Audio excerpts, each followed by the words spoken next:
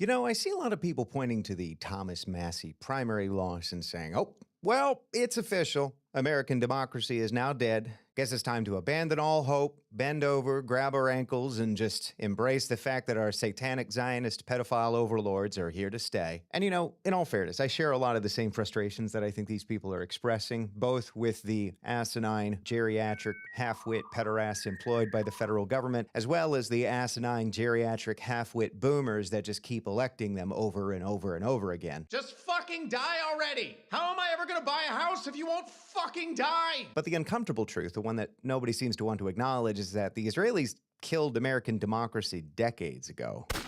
All that they've done now is kill the reanimated corpse of democracy that we've been wheeling around on a stage like a Weekend at Bernie's human-shaped Roomba wearing aviators. And don't get me wrong, this election result is terrifying, but not for the reason that people think. The terrifying thing is not the fact that we've lost one of the only people in the federal government who were willing to stand up for the Epstein victims or oppose this deeply stupid war in Iran, or to generally oppose the Zionist lobby and the fulfillment of the Greater Israel Project. And it also isn't the fact that the election was bought outright by an unholy gaggle of evil Ashkenazi billionaires who are explicitly more loyal to Israel than America. No, the thing that is terrifying is the simple fact that the election was bought out in the open. Like, they're not even trying to hide it anymore. They're not even pretending to care what we think anymore. And that's terrifying for one of two reasons. Either they just don't care what we think anymore, and they're not worried about what we might do if they steal elections out in the open, or because they're desperate, because they've completely lost control of the narrative and they don't know what else to do. And in either case, we should probably be very, very worried about the near future, because when a government either becomes desperate or stops being afraid of its people, that's generally not a good sign. It means that we're approximately a mosquito's fart away from either a turnkey totalitarian state being established or a violent revolution and the social and economic collapse that will inevitably follow. Now, it occurs to me that a lot of you good people that watch my videos are not from the States. I've gotten comments from Italy, England, Australia, Saudi Arabia, Palestine, Lebanon, Ireland, just all over the globe. We are a community divided by borders, but unified in our seething, utter hatred of the Israeli government. It gives me the warm and fuzzies, you know? The world is healing. Anti-Zionism is the thing that will finally bring all of us together. But for those of you that are not in the States or maybe just not super keyed into American politics, let me tell you, this very well may have been the most important congressional primary election of my entire lifetime, and it's not even close, especially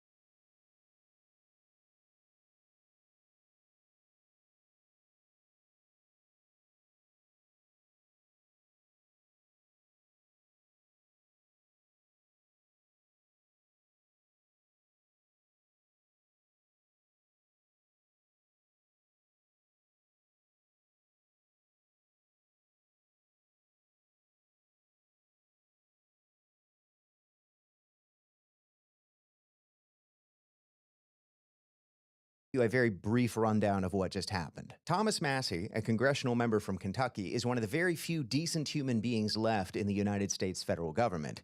He has made a name for himself and earned the respect of Americans from across the political spectrum for never taking a penny from the Israel lobby, being anti-war and anti-corporate interests, reaching across the aisle to push for the release of the Epstein files, and just generally seeking to represent the interests of the people who elected him instead of the interests of Israel. What a batshit crazy idea, right? All of this made him a real thorn in the side for the Trump administration and basically every other member of the federal government who have all abandoned any pretense of representing American interests in any way. And so, the full force of the Israel lobby piled in behind the Trump-endorsed challenger, an empty suit, Ed Galrain, to oppose Massie in Tuesday's primary election, with a gaggle of wealthy Jewish billionaires and pro-Israel super PACs donating millions and millions of dollars, making this easily the most expensive congressional primary ever, even adjusting for inflation. And, well, frankly, it paid off.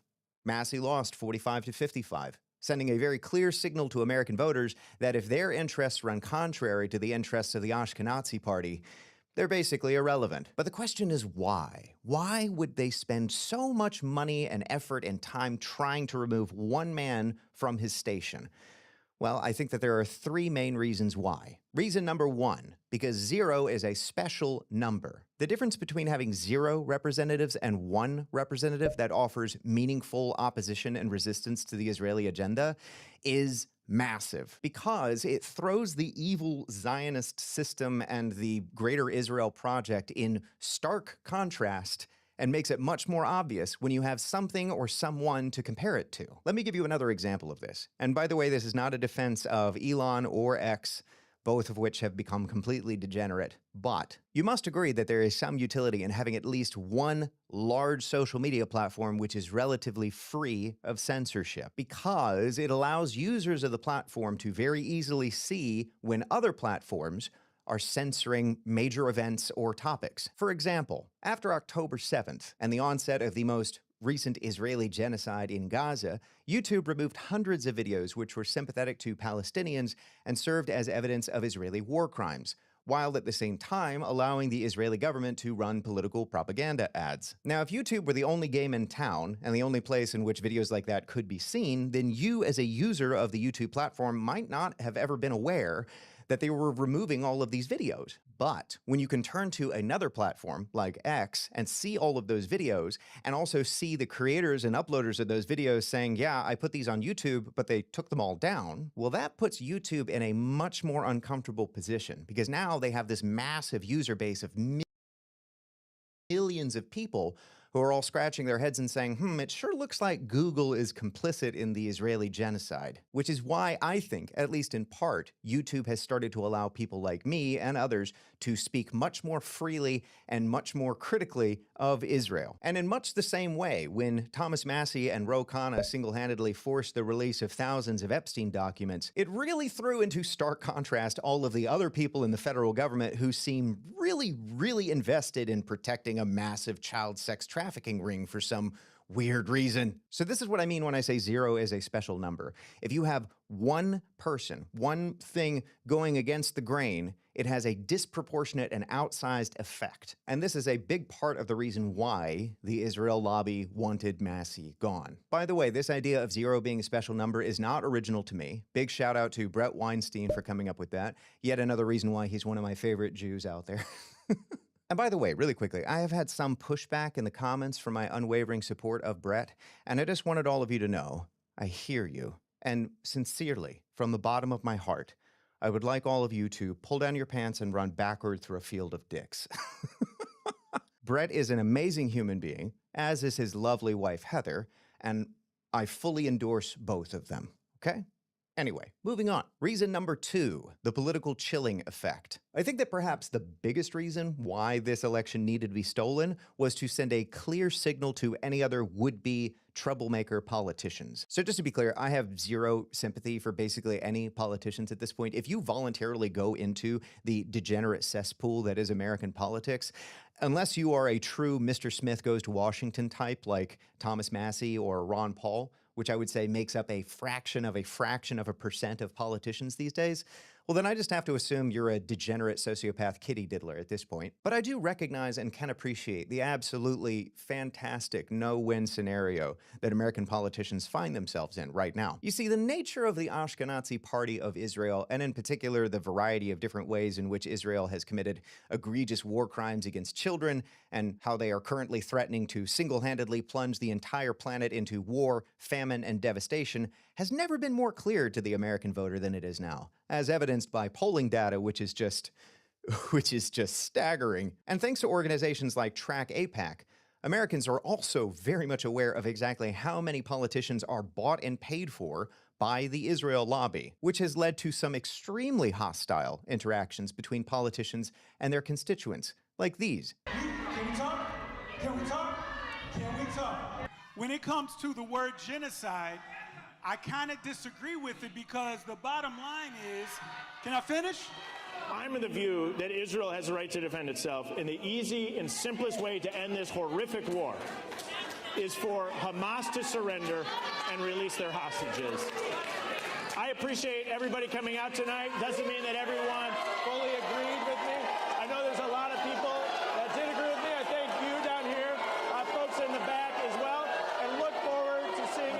So I'm asking you clearly, and please nod your head. Do you believe killing children and civilians in the name of strategic defense is ever justified? Yes or no? We got the question. Thank you.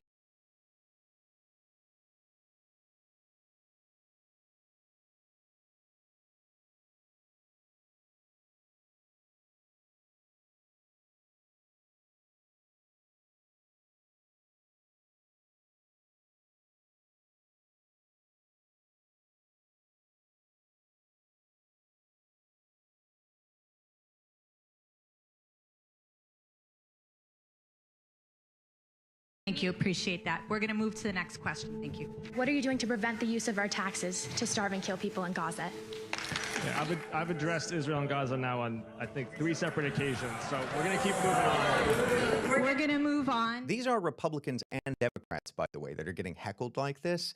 A bipartisan effort to call these people on their genocidal bullshit. So if the average politician were actually representing their constituents, they would basically have to take a pretty strong stance against Israel at this point. But now, especially after the Massey election, they all basically know that if they do take a position against Israel, they're practically guaranteed to have the AIPAC lobby throw millions of dollars behind some other empty suit and primary their asses in their next election. It warms the cockles of my heart to know that American politicians are finally feeling some amount of real pressure. I encourage you to do your patriotic duty. Go out and heckle your local representative at your earliest convenience. Reason number 3, to demoralize the average American voter. I think that it's clear that while this election being stolen was clearly intended as a warning shot across the bow of basically every politician in America, it was also explicitly intended to discourage the American voter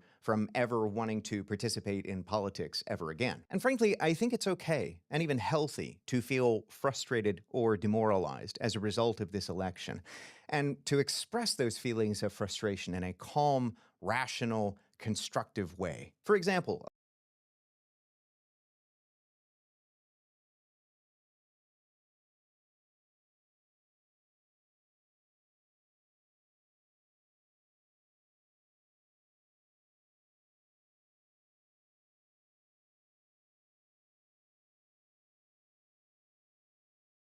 it was also explicitly intended to discourage the American voter from ever wanting to participate in politics ever again. And frankly, I think it's okay and even healthy to feel frustrated or demoralized as a result of this election, and to express those feelings of frustration in a calm, rational, constructive way. For example, allow me to express my organic feelings that I felt when I had heard about the results of this election.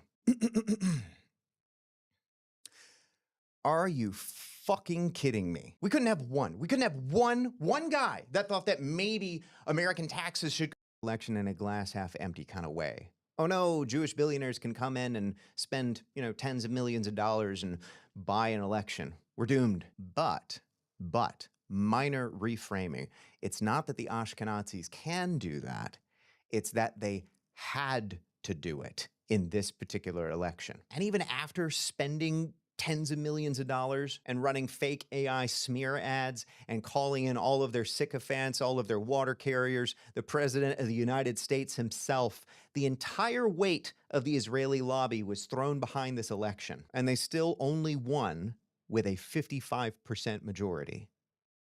That is huge. They pulled out the big guns, and Thomas Massey was still within striking distance. They spent all of that money and time and effort on this election because it actually matters. Epstein victims, ending foreign intervention, standing up to corporate exploitation of the working class, and the ability to do all of that without accepting a penny from AIPAC. Now, who has a track record like that?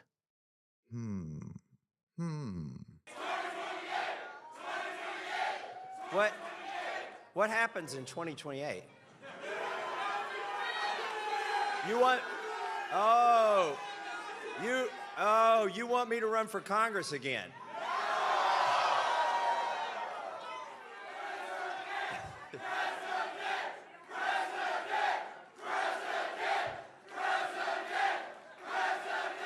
But if the political route doesn't end up working out, there's always the non-political route. And what do I mean by that? I'm Luigi, #1. Now, mind you, I would never advocate for political violence, obviously, because that would be illegal. But from a purely hypothetical, historical, educational point of view, YouTube, I'm just saying, I think that if current trends continue with millions of disaffected young people being denied any reasonable hope for a better future, well, it kind of becomes an inevitability at that point, right? As a wise man once said, a riot is the language of the unheard. Like, think about how universally despised the healthcare industry is in this country and how much people were celebrating when